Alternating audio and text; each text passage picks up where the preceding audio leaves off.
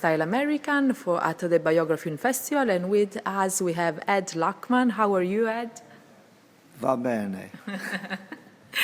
So it is really, really great to have you here with us. How did you became a cinematographer, and was cinematography to choose you, or did you choose cinematography?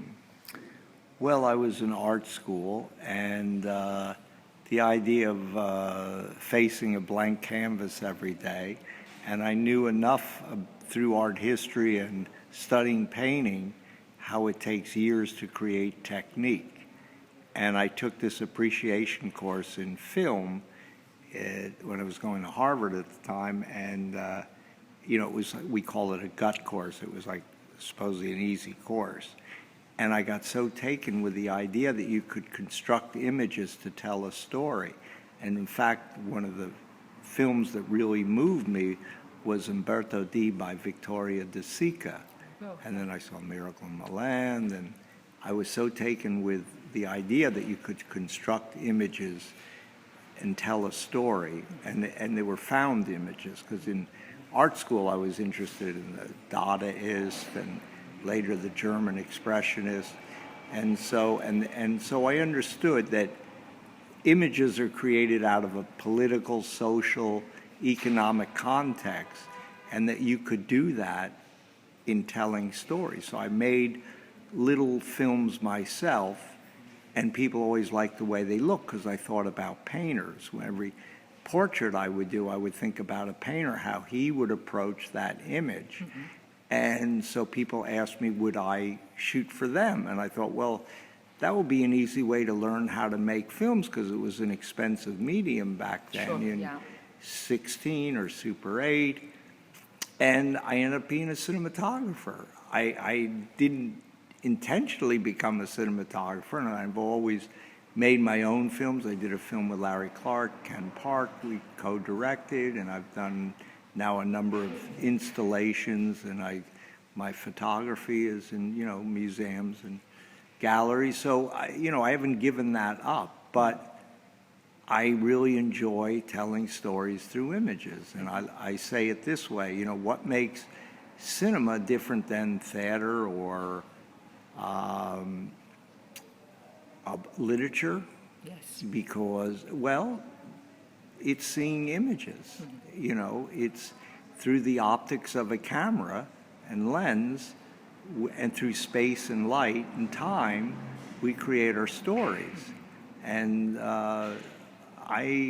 that's what I respond to. Even as a child, I remember I would walk, my father was an exhibitor, he had a movie theater, and I would walk out of the theater and I would say, what was that story about? But I would always remember the images in the film. Very well. Yes. Yeah. And then I really abhorred and have shied away from cameras for years. When I went to school in France, and I'd take every summer, and one year I'd go to Switzerland, Italy, Yugoslavia, and the next year I'd go to the Scandinavian countries, because my father's represented a French company, so they were very open when I was young to participate and travel in Europe.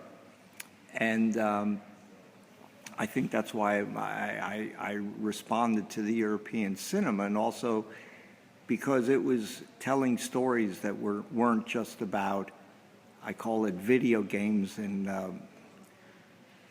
amusement rides, but was telling personal stories about individuals. And also that directors in Europe, when I got interested in the 60s and 70s, all found their own language to tell the story. Like if you were Antonioni, you told the story differently than Fellini, than Godard, than, Yes, there was the time of the Nouvelle Vague in France and so on. Yes, yeah. And it's always changed, if it was Italian neorealism, and then it went to Nouvelle Vague, then, it went to South America, now it's in the Far East, and each period and each country finds their own language, because of the social, political, demographics, historical context, why artists create the images they do.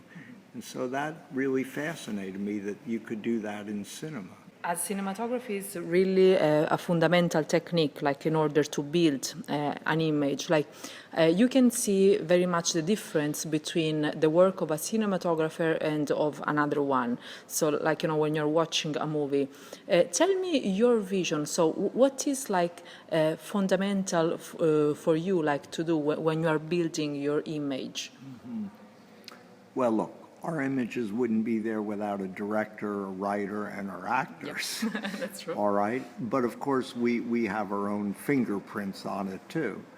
To me, images are about visual metaphors. It's not about aesthetic pleasing images. The easiest thing is to make a pretty image. But what creates the emotion in the viewer that encapsulates the story and the emotions for the characters in the story. Mm-hmm. And so, though in writing, their style, we call different writers have different styles. Yeah. Well, the same thing is true in cinematography. And you collaborate with the art director, with the director, but it's finding that visual metaphor, the subtext for the story, that creates the emotion of the story. Yeah. And that's the strength of cinema. And it's through the editing, it's through the music, it's through the images. What's the difference, say, between the film that one could have done, say, back with the analog techniques and now with the digital? So which are the challenges for cinematographers today? Well, they're the same challenges.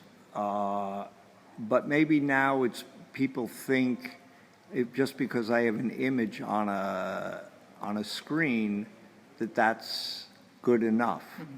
And it takes more than that. It isn't just about capturing the image, but it's about what that image represents.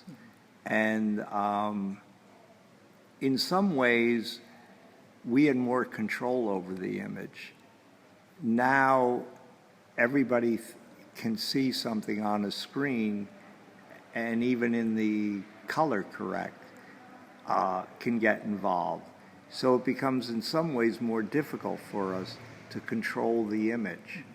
I mean, I've just read that a manufacturer's now designed LED screens for projection, right, in which they can change the color, the density from the projection booth through LED lights. Mm-hmm, mm-hmm. So our images are going to now be on billboards.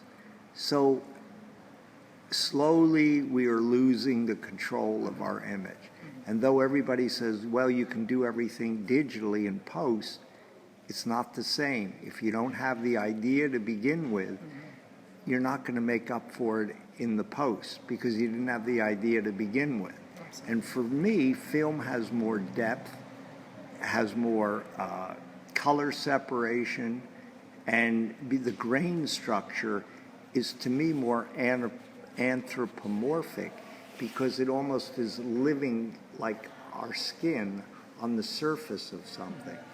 And digital has become more and more through 8K, 6K, 4K, has become more and more a marketing tool to create the image. And what are we doing? We're using lenses 50 years ago to go against what the industry is trying to force us to use.